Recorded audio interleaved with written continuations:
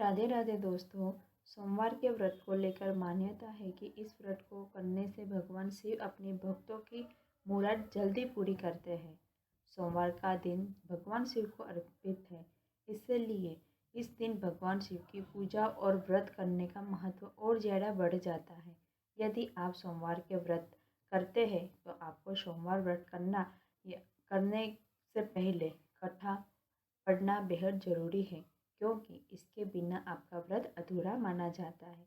आइए जानते हैं सोमवार व्रत की कथा। देवों के देव महादेव बहुत ही भोले माने जाते हैं, इसलिए उनका नाम भोलेनाथ भी है।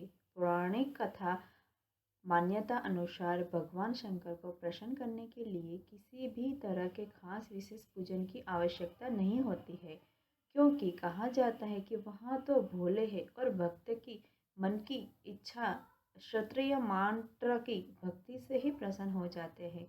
अगर आप भी शिव की भक्ति और कृपा पाने के लिए सावन के सोमवार का व्रत करते हैं तो इस कथा से भोलेनाथ को प्रसन्न कर सकते हैं।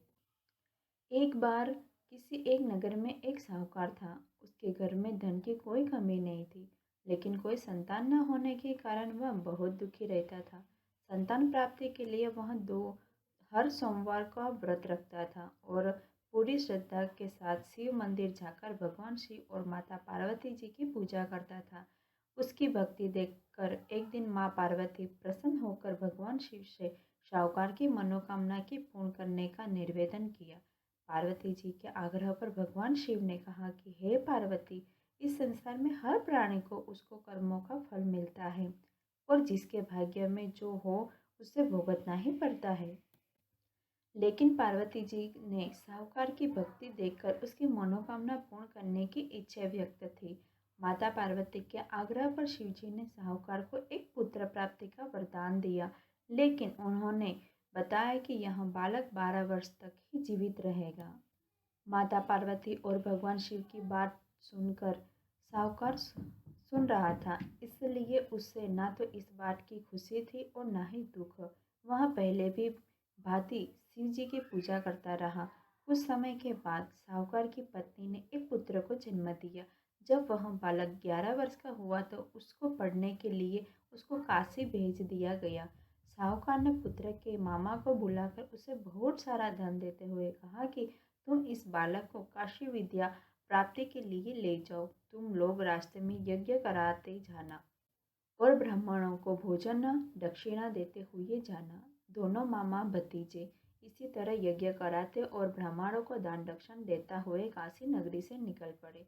इस दौरान रात में एक नगर पड़ा। वहां नगर में राजा की कन्या का विवाह हो रहा था, लेकिन जिस राजकुमार से उसका विवाह होने वाला था वह एक आंख से काना था। राजकुमार के पिता ने अपने पुत्र के काने ना होने की बात छुपाने के लिए सोचा क्यों न उसे साहूकार के पुत्र को दुल्हा बनाकर राजकुमारी से विवाह करवा दूं। विवाह के बाद इसको धन देकर विदा कर दूंगा और राजकुमारी को अपने नगर ले जाऊंगा। लड़के को दूल्हे के वस्त्र पहनाकर राजकुमारी से विवाह करवा दिया।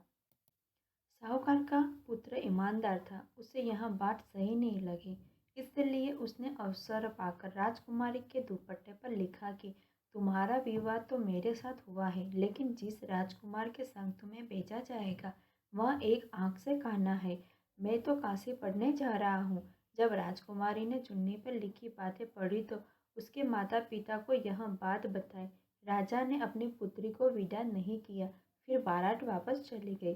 दूसरी ओर साहूकार का लड़का और उसके मामा काशी पहुंचे और वहां जाकर उन्होंने यज्ञ किया। जिस दिन लड़का 12 साल का हुआ उस दिन भी यज्ञ का आयोजन था। लड़के के मामा ने कहा कि मेरी तबीयत कुछ ठीक नहीं है। मामा ने कहा तुम अंदर जाकर आराम कर लो। शिवजी के वरदान सुनकर कुछ ही देर में उस बालक के प्राण निकल गए। मृत्यु भांजे को देख उसके मामा ने विलाप करना शुरू कर दिया। संयोग वंश उसी समय शिवजी और पार्वती माता उधर से गुजर रहे थे। पार्वती माता ने भोलेनाथ से कहा, स्वामी मुझे इसके रोने से स्वर सहन नहीं हो रहा है, आप इस व्यक्ति के कष्ट को अवश्य दूर करें। जब शिवजी मृत बालक के समीप गए तो वह बोले कि यह उसी साहूकार का पुत्र है। जिससे मैंने 12 वर्ष की आयु का वरदान दिया था। अब इसकी आयु पूरी हो चुकी है। लेकिन मातृभाव से विभोर माता पार्वती ने कहा कि हे महादेव, आप इस बालक को और आयु देने की कृपा करें, अन्यथा इसके वियोग में इसके माता पिता भी तड़प तड़प कर मर जाएंगे। माता पार्वती के पुनः आग्रह पर भगवान शिव ने उस लड़के को जीवित होने का वरदान दिया। शिव जी की कृपा से वह लड़का जीवित हो गया। शिक्षा पूरी करके लड़का मामा के साथ अपने नगर की ओर वापस चल दिए। दोनों चलते हुए उसी नगर में पहुंचे जहां उसका विवाह हुआ था। उस नगर में भी उन्होंने यज्ञ कराकर आयोजन किया। उस लड़के के ससुर ने उसे पहचान लिया और महल ले जाकर उसकी खातिरदारी की और पुत्र और अपनी पुत्री को विदा किया। इधर साहूकार और उसकी पत्नी भूखे प्यासे रहकर बेटे की प्रतीक्षा कर रहे थे। उन्होंने प्रण रखा था कि यदि उन्हें अपने बेटे की मृत्यु का समाचार मिला तो वह भी प्राण त्याग देंगे। परंतु अपने बेटे को जीवित होने का समाचार पाकर वह बेहद प्रसन्न हुए।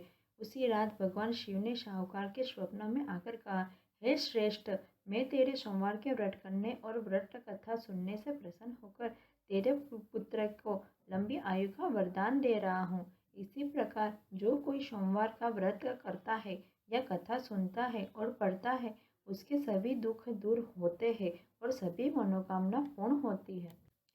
दोस्तों, आपको अगर ये कहानी सुनकर आपको भी अच्छा लगा है तो मेरे चैनल को सब्सक्राइब जरूर कर देना और कमेंट में हर हर महादेव जरूर लिखना। जय भोलेनाथ।